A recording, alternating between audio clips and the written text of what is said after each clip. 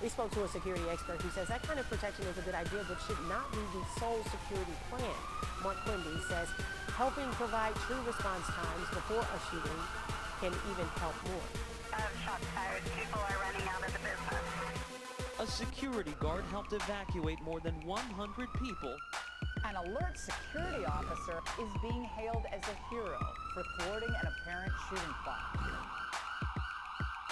Welcome to Thin Yellow Line Podcast. I'm Mike Hefner. I'm Mark Quimby. Exciting show today. Today's pod featuring a special guest, Mike Petty from Thermal Radar.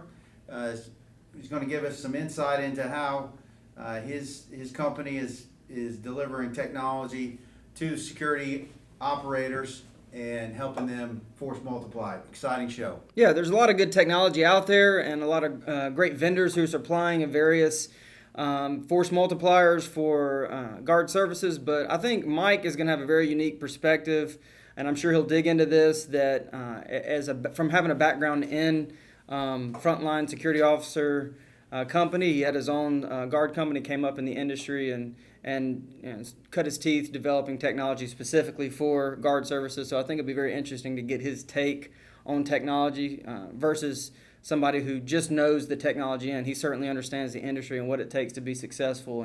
And so I'm really excited to hear what he has to say from that perspective. Yep, and so just full disclosure, not a paid endorsement. It's a technology we believe in, but it's not an ad, and we're excited to feature one of our partners here. And so without further ado, we'll get right to it. All right, everyone. We here at the Thin Yellow Line Podcast, we're very excited to be joined by Mike Petty, Vice President of Sales, Thermal Imaging Radar. Mike, how are you? I'm great, sir. How are you doing today? Doing fantastic. Thanks for having me. Yeah, we're glad you were willing to join us. One of the things that we've talked about on the podcast frequently thus far is how the introduction of technology can help us accomplish our mission, and how it serves as a force multiplier and an enabler for higher quality and better solutions. And so this is right on point for us, and one of the things that we're very interested in exploring, and glad you could join us. Before we get into the details of what you do currently day in and day out, and the solution you offer, I thought it'd be good to just, for our listeners, to get a little bit of background about you, Mike, and how you worked your way into your current function.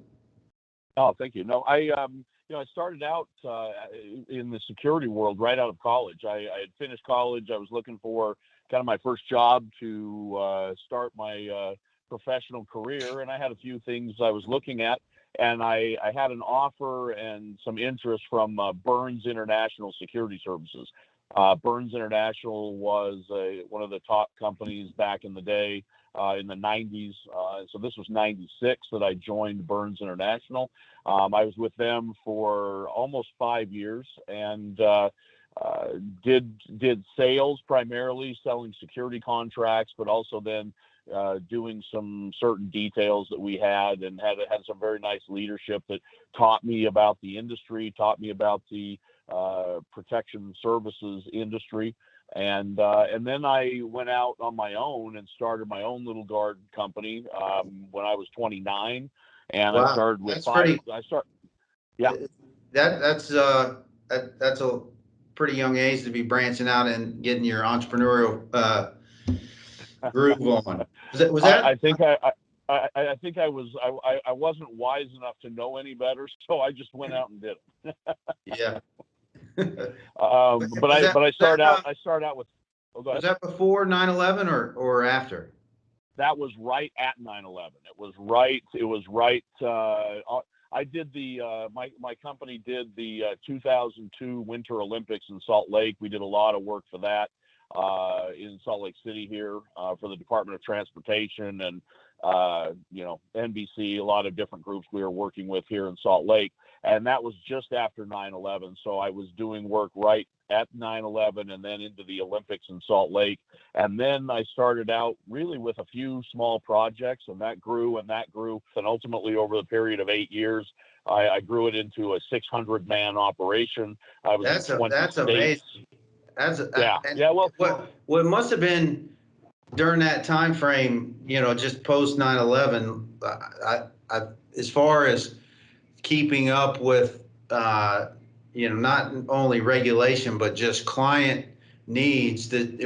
I can't think of any other time when such a dramatic shift in what customers were doing and thinking about in terms of like access control and just changing. Because back in the day, you're a sales guy. You used to go into those high rises and just walk right in, get on the elevator, and go up and see whoever you wanted to see. And that's the time frame when all of that's changing. Did you get how did you navigate all that? Did you get dragged into those conversations with clients at that point? Well, I primarily had focused on the trucking, transportation, and logistics industry. I grew my company because I focused solely on that industry. I was the industry expert. I had a certified program for my security officers that they were called cargo security agents, and they had to go through a testing process to understand the process of paperwork that the drivers carried, the bills of lading, the seals that were used, the paperwork to fill out, and then their Miami-Dade Police Department had a really impressive cargo security program that they would put civilians through.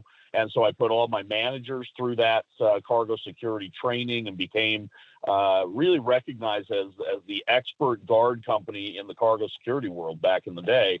And so I that's really how I grew the company. So my customers were like Yellow Roadway, U.S. Freightways, CR England Trucking, and groups like that had a very big presence, lots of warehouses. And then we'd get into things like armed cargo escort, where the customer was shipping like $5 million worth of chips to a certain facility, and we'd have a Suburban in front, Suburban in back to keep an eye on that truck in transit for 12 hours driving across the country. And so we did all kinds of things. I put undercover guys on docks. It was a fun time, and we did a lot of cool stuff. I had a fantastic vice president of my company out of Chicago that was a former detective in Chicago, and some other really wonderful professionals. So I loved being in the guard industry, but it's a grind, and especially the trucking world, there was always something going on, and it was a bit of a grind. And so at some point I felt like I probably needed to transition. And so during all of that time, I had officers on duty, as you guys do and have had. You've got all these guys that are out there, but this was about 2005. And I had the idea of what if I could know where my guys were in real time? What if I could track them in real time? So I started a company called Guard Tracks, and Guard Tracks in 2005 was the first guard tracking device real time. So now you've got things out on the market like Silver Track, and you've got things like there's like 20 different Track Force. There's different things like that. But as I like to say, I was the MySpace of the guard tracking world. I was the first one, but then nobody's heard of it. So, but it still had a pretty good presence, and we put about 1,000 devices in the field. And but I worked on that for about 5-6 years, and had some reasonable success doing that. And so that's kind of my security background, was all in the guard service world and then the guard tracking world. And then I found this opportunity that has some real impact for the guard industry and the guard world as well. So that's kind of where my history was. Okay. Well, I certainly, I think as far as somebody that's going to step into a technology company that is going to have credibility speaking with security companies and businesses looking to secure themselves, that with that background you come with a wealth of practical experience and credibility. So I can see how you would have made that transition in a very efficient manner. Yeah, no, thank you. So my work with thermal imaging radar came about where I was looking for something new. I was looking for something that was interesting to me and new in the marketplace. I had started with my guard tracking device, my little GPS tracking device for the security officers. And I had started doing this technology thing in the security world and really liked it and wanted to stay with it. And I was involved with ASIS International, and I wanted to stay in that security industry, in the security business. And so I had found this company in Utah. They had just finished developing a product. And I had heard about this and talked to the ownership, and they were literally just getting ready to go to market, but they didn't have a director of sales and a guy to really start managing all of the customer base that was going to start coming on with them. And so I went to them and said, look, you guys have a big opportunity here to do something special in this business, and I'm the guy to do it. And so we came to an agreement, and I came aboard to run all of the thermal imaging radar sales for the company globally about 5.5 years ago. So the Thermal Imaging Radar is a company that has created and makes a 360-degree continuous scanning thermal sensor. So you're familiar with FLIR? Are you familiar with FLIR, the thermal imaging company? Yep. Okay. So sometimes when you see a video, a military video or a police SWAT video from a helicopter, they've got this thermal image of all these little people on the ground running around in the dark at night, and their little heat signatures of these people. And so that's what we do, except we take a sensor, we take a FLIR sensor, and we put it into our camera, and our camera continuously rotates the sensor from different fields of view. So we call them stops or stations. So it covers a full 360 degrees every 1 to 2 seconds. And what we're doing is we're looking at each field of view from that camera as it rotates, and we're looking to detect a vehicle or a person in places where they should not be. So, we look at, a section, let's think of a piece of pizza. I look at different sections of the pizza or different slices of the pizza. And so when we look at section 1, and then 1 second later, we're scanning section 1 again, and we're looking for any pixel disruption in that image. And if we see some pixel disruption, then it's very likely a person or a vehicle or something that's out there that was not there 1 second ago. And so our ability to cover 360 degrees means that I can see an intruder 300 to 500 yards in every direction. So if you think of the volume of our camera, we scan 150 football fields every 2 seconds, if that gives you an idea of the coverage area.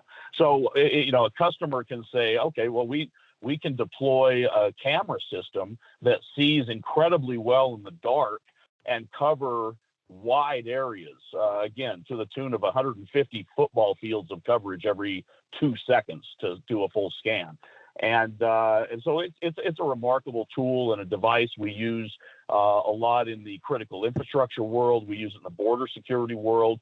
But one of the biggest things that we've seen is the impact it can have on the virtual guarding world or the remote guarding world. I don't know if you've done a lot of that, but being able to have deployments where security firms are using our sensor as the detection tool, and then their security officers then become the response mechanism.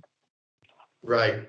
Yeah, that's right in our wheelhouse. We certainly are looking for technologies that help us leverage and force multiply our team, because that's really what we think it sets us apart is the men and women of our organization. And if you can layer them with technology, that we have the ability to respond. So we think that that's kind of our sweet spot. So we definitely have, is obviously why we reached out to you, Mike, and we're interested in the technology because it is certainly an effective tool. And if you can marry those two together correctly, you can really do some good work out there, is our view, for sure. Yeah. Yeah. Well, I mean, people are an incredibly valuable resource. The security guard companies have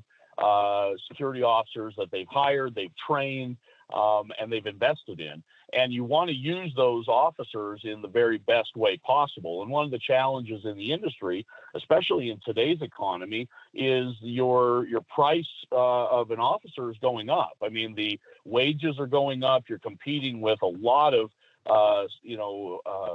businesses that are paying a similar amount, where, it used to be you might be able to do well with a security officer at $10 or $11 an hour. And now everybody pays $10 or $11 an hour. And so it becomes more expensive to have an employee. And thus a lot of companies have looked to technology to say, okay, look, we can go to our customers. Let's say it's a car dealership. And instead of having a security officer that's patrolling a car dealership at night, I've put up one of our thermal radar units to scan the entire property of the car dealership. And then I've got a mobile patrol unit that's within a mile of the dealership that gets an automatic alarm if our thermal radar detects movement on the property, and the officer then has a video feed live on his phone of what's happening right on the property, and then can either respond himself or can have law enforcement dispatch, because now he's got eyes on an intruder that's actually breaking the law because there's video confirmation. And so that's really where we fit in, and specifically because of the capabilities of that 360-degree thermal sensor. Regular camera systems, they do some pretty decent analytics, but analytics from thermal are by far the most impressive in the industry. And it's because thermal pixelization is very different than video pixelization, and what we're looking for out of increased heat sources is very different than what video analytics is looking for.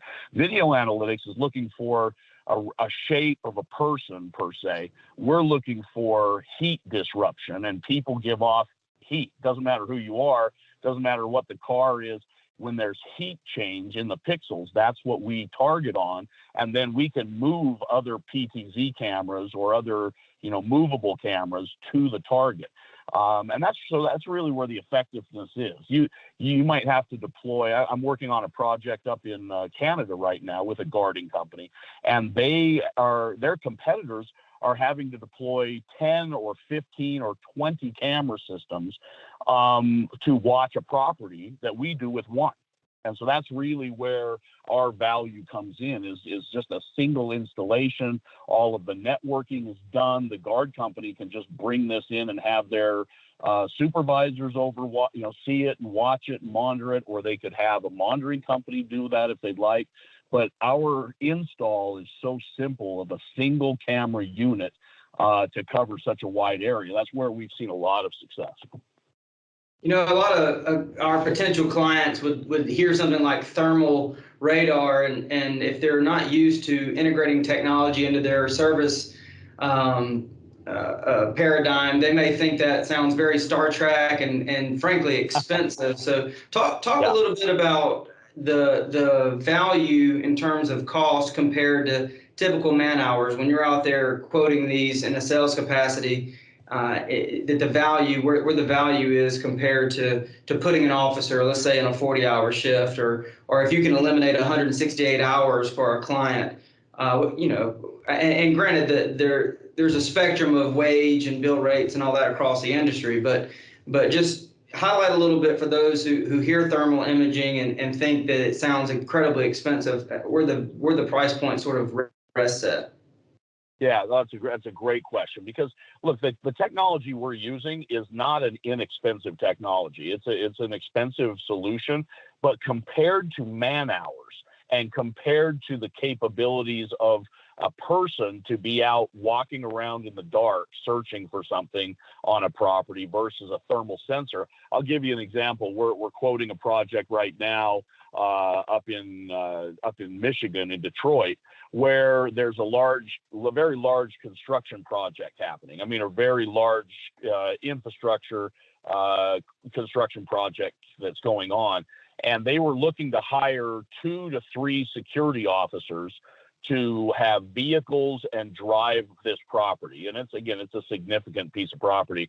And these guys are going to be driving around both day and night, watching the area. Now, during the day, you've got a lot of construction workers and things like that. But at nighttime, from 6 p.m. to 6 a.m., you've got really nobody should be out there. Nobody should be on the property. And so now I'm paying 2 to 3 security guards, 12-hour shifts to be driving that property.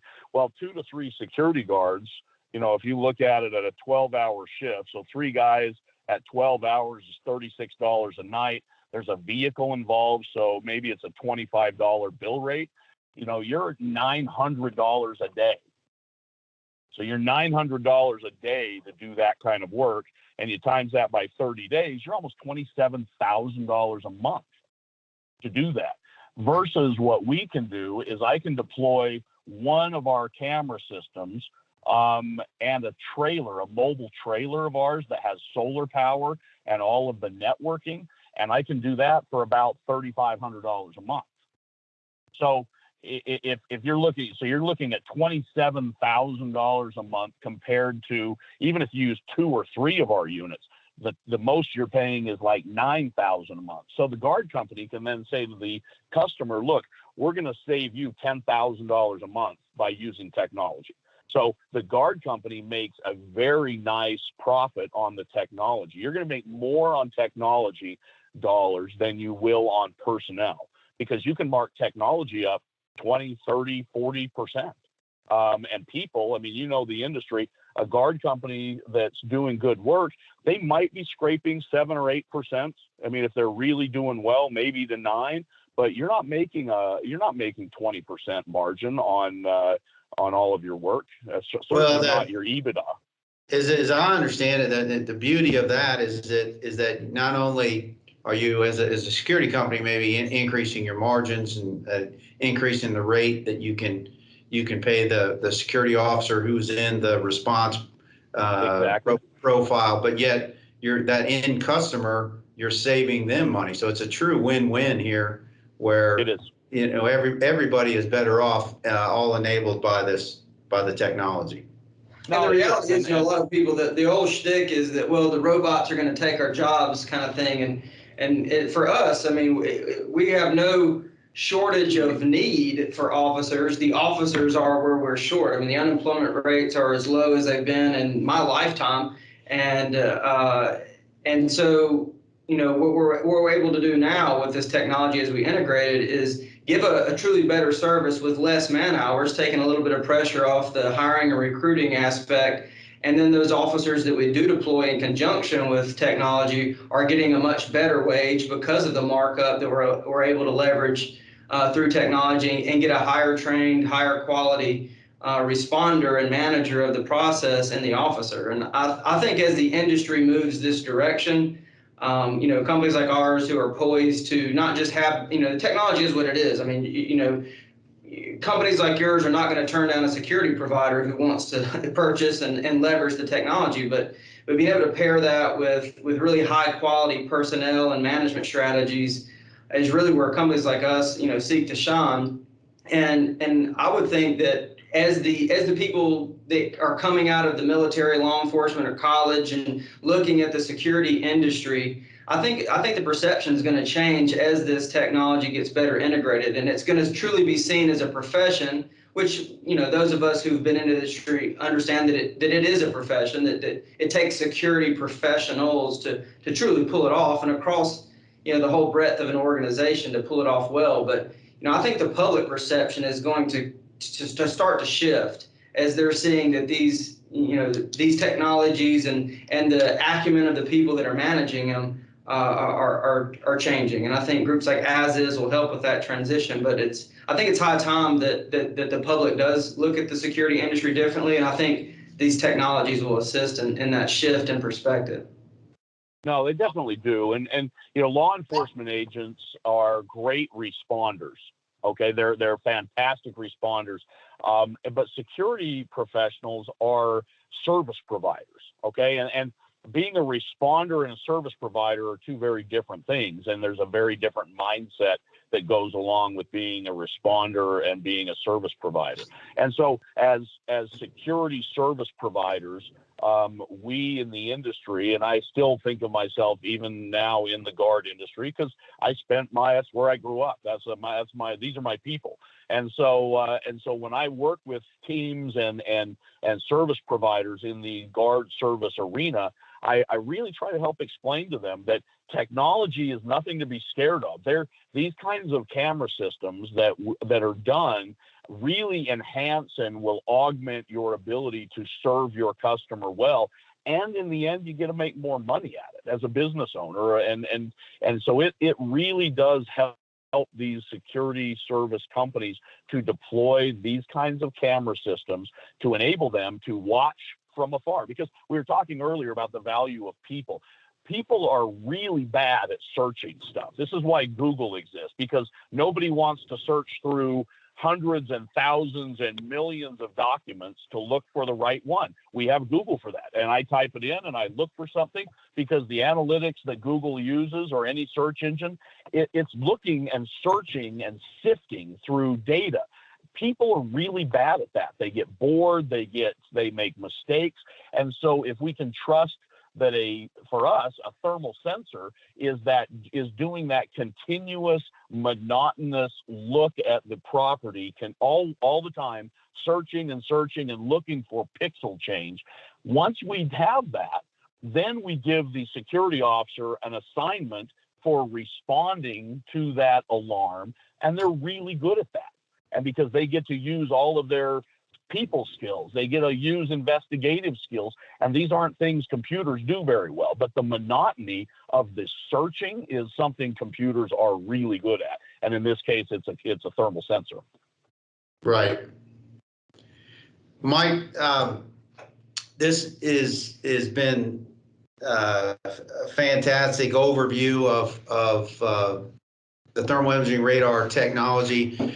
If our listeners are interested in learning more or understanding if their particular use case, what this might apply for them, they can obviously reach out to us here at Security Engineers. If reaching out to you, where should they go to learn more about thermal imaging radar? Our website is very simple. It's thermalradar.com. And we've got a great YouTube channel. So if you look up thermal radar on YouTube, we've got some great YouTube videos there. And then obviously they can reach out to me. My email address is just M as in Mike. So M Petty, Petty, at thermalradar.com. And I'm certainly happy to talk to them and kind of give them an assessment on what we can do, how we can help. We have a varying degree of different camera systems and sensors. So I've got, shorter range things that are a little less expensive. I've got longer range things that are a little more expensive, but cover much, broader areas. So there's a lot of different ways to kind of skin that cat, but we can really help them. Awesome. Well, I think there's a lot of people out there that would benefit from checking out thermal radar. And I think they're going to benefit from your talk today and giving us an overview on it. So we certainly certainly appreciate you doing so. And absolutely, no, thanks for that. Yeah, and we can't let you out of here, given that we're coming to you live from Sweet Home, Alabama. Just down the road, we got Talladega. So you didn't mention your racing career. There's no relation.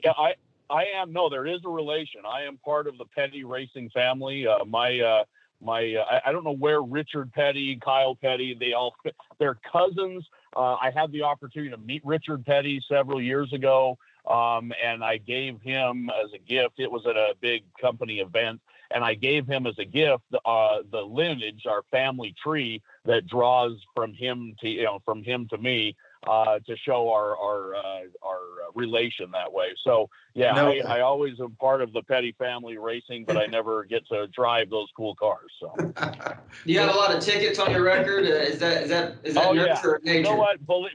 So believe it or not, my father was a dentist, but his name was Richard Petty. So when I had the opportunity to introduce my dad, Richard Petty, to the true king, Richard Petty, it was a special moment. I got a nice picture with the two of them, and it was really, really great. I was doing a security event for the race car family on an occasion, and it was a lot of fun to be able to introduce my dad to the king. So yeah, it was good times. Fantastic. Well, thanks, Mike. We really appreciate your time. All right, gentlemen. Hey, thanks again, and keep the faith, keep protecting people the right way out there. Will do. That's what we're all about. Well, appreciate it, Mike. Thanks a lot for your time. We don't have a lot to dig into besides that. I think that's probably enough to digest for this specific pod. I'll use pod. Mike likes to use the word pod. Yeah, so I'm hip with the lingo. So once again, as always, we'll put the email address up on the screen for you to contact us if you have any ideas for the podcast, and we'll see you next time. Thanks for joining the Thin Yellow Line podcast. Talk to you soon.